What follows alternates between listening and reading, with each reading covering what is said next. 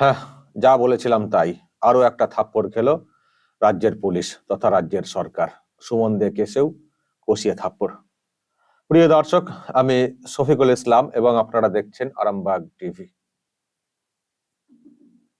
আমি দুদিন আগে একটা ভিডিও করেছিলাম যে কেস দেওয়া হয়েছে এবিপি আনন্দের সুমনদের বিরুদ্ধে, সেই কেসেও থাপ্পড় খাবে রাজ্যের পুলিশ। সেটাই হয়েছে। আজকে হিয়ারিং সম্পন্ন হয়েছে এবং কলকাতা হাইকোর্টের বিচারপতি কৌশিক চন্দ্র বলেছেন যে স্টে, ওই কেস স্টে, এখন ওই সব নিয়ে কিছু করতে হবে না, অন্তত পক্ষে 3 মাস এখন স্টে। জাস্টিস চন্দ্র পরিষ্কার বলে দিয়েছেন যে এই কেসকে নিয়ে পুলিশকে এগোতে হবে না, কোনো দরকার নেই, স্টে। এটাই হওয়ার ছিল, কারণ যে কারণে কেসের কথা বলা হচ্ছে সেই কারণটা ঠিকঠাক নয়, ধোপে টিকছে না, টেকেনি। পুলিশ যে কারণ দেখানোর চেষ্টা করেছে সেটাকে যুক্তিসঙ্গত মনে হয়নি কলকাতা হাইকোর্টের, আমাদেরই মনে হয়নি, কলকাতা হাইকোর্টের তো হবে। কলকাতা হাইকোর্ট বলেছে যে কোথাও যদি কিছু ঘটনা ঘটে তার সঙ্গে খবরকে রিলেট করে দেওয়া, যে এর জন্য এই হয়েছে, এর জন্য ওই হয়েছে, এইভাবে হয় না, একটা যুক্তি দেখাতে হয়। পৃথিবীতে অনেক ঘটনা ঘটে, কার সঙ্গে কার সম্পর্ক থাকতে পারে এইসব ওইভাবে বলা যায় না, হুটহাট করে ওই রকম বলা যায় না।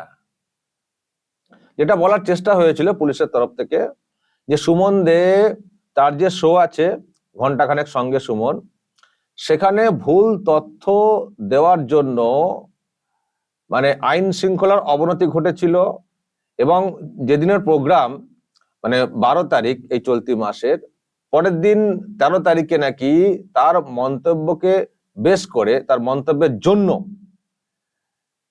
এমন বিক্ষোভ দেখানো হয়েছিল ওই বসিরহাটে ওখানে, যে তাতে করে পুলিশের নাকি বেশ কয়েকজন জখম হয়ে গিয়েছিলেন তার মন্তব্যের জন্য। কি মন্তব্য ছিল না, উনি বলেছিলেন যে এই উত্তম সর্দার, বিকাশ সিং যারা গ্রেফতার হয়েছিলেন প্রথম দফাতে, তাদের জামিনের বিরোধিতা করেনি রাজ্যের পুলিশ, কাস্টডিতে চায়নি রাজ্যের পুলিশ। তো এটা ছিল ভুল। পুলিশ নাকি 10 দিনের জন্য তাদের কাস্টডিতে চেয়েছিল, আর এই যে ভুল তথ্য উনি দিয়েছিলেন যে পুলিশ চাইনি কাস্টডিতে নেওয়ার জন্য, তো সেই জন্য নাকি একটা ক্ষোভ তৈরি হয়েছিল পলিটিক্যাল পার্টির একটা অংশের মধ্যে। তাই তারা পরদিনে ওই রকম কাণ্ড, পুলিশের যে অফিস ঘেরাও কর্মসূচি এইসব হয়েছিল, এবং সেখানে পুলিশের লোকজনেরা বেশ কয়েকজন নাকি জখম হয়েছিলেন।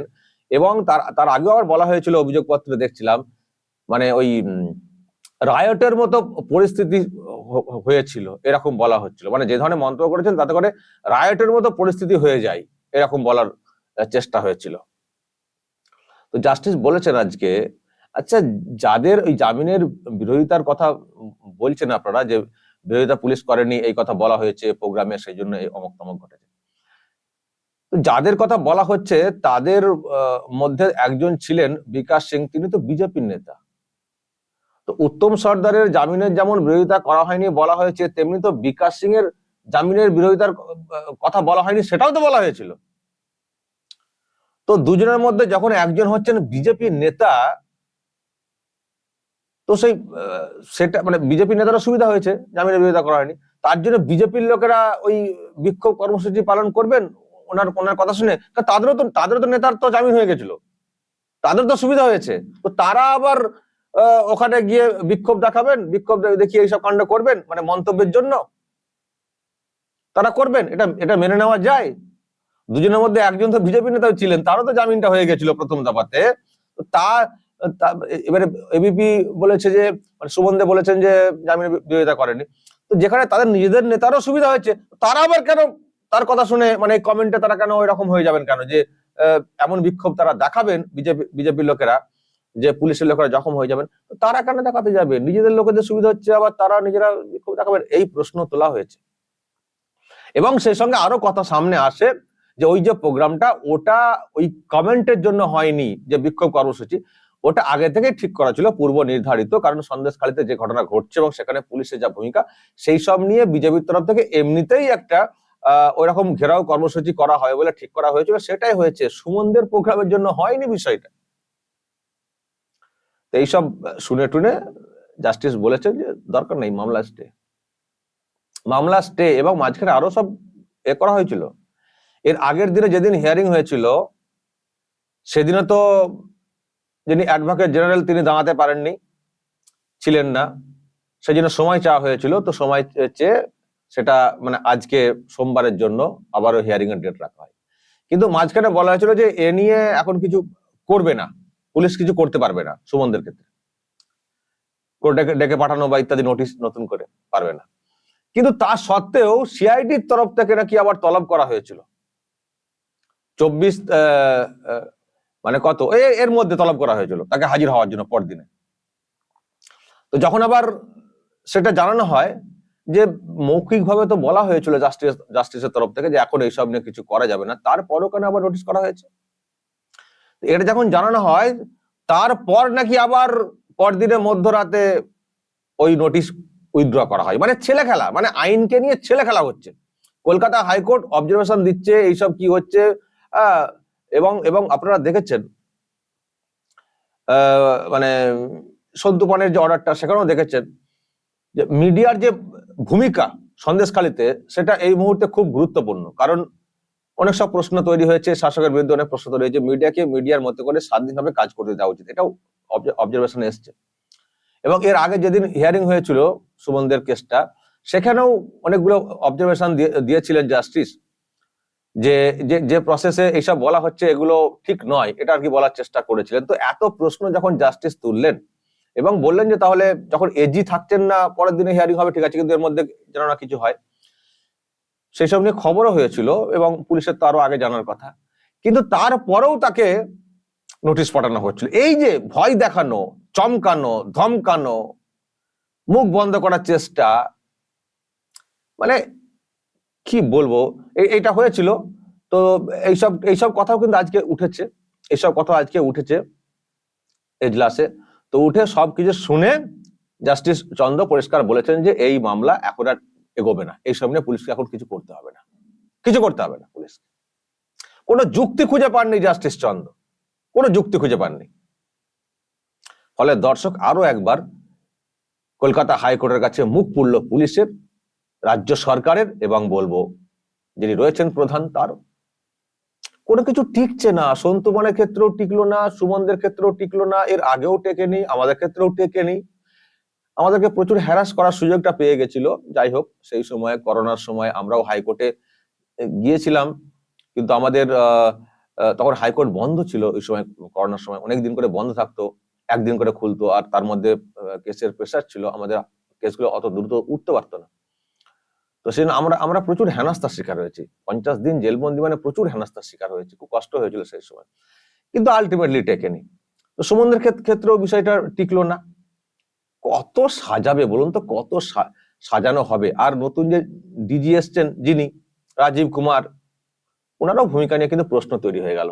এমনিতেই প্রশ্ন ছিল নিয়োগের সময় থেকে, আগে থেকে আমি তো প্রশ্ন তুলেছিলাম যে কাকে এই পদে বসানো হচ্ছে। তো ওনার ভূমিকা নিয়ে প্রশ্ন তৈরি হয়ে যাচ্ছে যে উনিও কিছু করতে পারছেন না, এবং ভুলভাল এত সন্দেশখালী সামলাতে পারছেন না, আর উল্টে যারা সাংবাদিক তাদেরকে নীতিজ্ঞান শেখাচ্ছেন, জ্ঞান দিচ্ছেন, ইয়োলো জার্নালিজম নিয়ে প্রশ্ন তুলছেন, নিরপেক্ষতা নিয়ে, সততা নিয়ে প্রশ্ন তুলছেন, নিজে কত সৎ সেটা নিয়ে প্রশ্ন অলরেডি রয়েছে।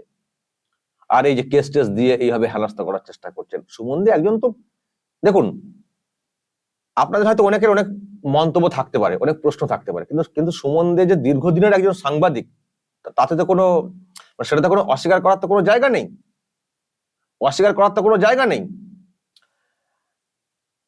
তো ফলে আমি দেখেছি কেউ কেউ হয়তো আপনারা বিরূপ মন্তব্য করেন। দেখুন, কোনো খবর নিয়ে আপনাদের প্রশ্ন থাকতে পারে, কিন্তু সুমন দে একজন সাংবাদিক, এটা কিন্তু অস্বীকার করা যায় না, দীর্ঘদিনের সাংবাদিক।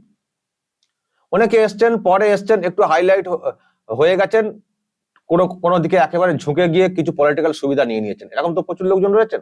কিন্তু সুমন দে লাগাতার এই প্রফেশনে রয়েছেন, লাগাতার। সুতরাং তাকে যেভাবে জব্দ করার চেষ্টা হচ্ছে এটা কিন্তু পরিষ্কার, সেই জন্য কিন্তু আমরা যারা আছি আর কি এই পেশাতে, আমাদেরও বলার দায়িত্ব, যখন এরকম কিছু ঘটবে কোনো সাংবাদিকের ক্ষেত্রে সেটা নিয়ে গর্জে ওঠা উচিত। সেই জন্য আমরাও প্রশ্ন তুলেছি, বলার চেষ্টা করেছি, পাশে থাকার চেষ্টা করেছি। আর এটা বলতে দ্বিধা নেই, আমি যখন সমস্যায় পড়েছিলাম আমার পাশে ছিলেন সুমন দে, আমাকে নিয়ে ঘন্টাখানেক সঙ্গে সুমন করেছিলেন, আমি কৃতজ্ঞ সবসময় তার কাছে। আর তার সঙ্গে যেটা হচ্ছে সেটারও কিন্তু আমি তীব্র বিরোধিতা করি, যে এটা অত্যন্ত অন্যায়, মুখ বন্ধ করার চেষ্টা, এবং কলকাতা হাইকোর্টও সেটা পরিষ্কার বুঝিয়ে দিয়েছে, কোনো যুক্তি নেই। আর পুলিশের এই যে নির্লজ্জপনা, বেহায়াপনা, কি বলবো, দিন রাত থাপ্পড় খাচ্ছে, মুখ পুড়ছে, মুখ পুড়ে পুড়ে কেমন হয়ে যাচ্ছে, তারপরেও তারা ওই একই প্রসেসে হাঁটছে। অন্তত এরপরে শিক্ষা নেওয়া উচিত, আর যেন এরকম না হয়। আর এটা ঠিক চেষ্টা করেছিল পুলিশ যে সন্দেশখালীতে যে ঘটনা ঘটছে সেই সব নিয়ে সাংবাদিকদেরকে এমন করকে দেব, সন্তু পানকে অ্যারেস্ট করবো, সুমন দেকে ডাকবো, টানাটানি করবো, আর হয়তো অন্যদেরকেও প্ল্যান ছিল করার, এমন করকে দেব যাতে করে আর ওইদিকে ফোকাস না করতে পারে মিডিয়া। এবং দেখছেন আপনারা, তাদের অনেকের কথার মধ্যেও উঠে এসছে, যেমন সৌগত রায়, একজন বুড়ো এই বয়স্ক একজন এমপি, কি বলেছেন গতকালকে, মিডিয়া এইসব দেখাচ্ছে, মিডিয়া এগুলোকে ক্রিয়েট করছে, এটা বলার চেষ্টা করছে। এত দিনের একজন প্রবীণ একজন সাংসদ, তার মুখ থেকে যদি এই ধরনের কথা বলা হয়, এ তো মিডিয়ার বিরুদ্ধে উস্কে দেওয়া হচ্ছে না। এবার তো শাহজাহানের লোকজনরা তো মিডিয়াকে তো আক্রমণ তো করবেনি, এ তো উস্কে দিচ্ছেন বয়স্ক লোকেরা। আবার আর এক বয়স্ক শোভনদেব চট্টোপাধ্যায় ওই শাহজাহান কাণ্ডের সেই প্রথম দিকটায় বলেছিলেন যে জনরোষ, মিডিয়ার উপর আক্রমণ হয়েছে, ইডির উপর আক্রমণ, বলেছিলেন জনরোষ।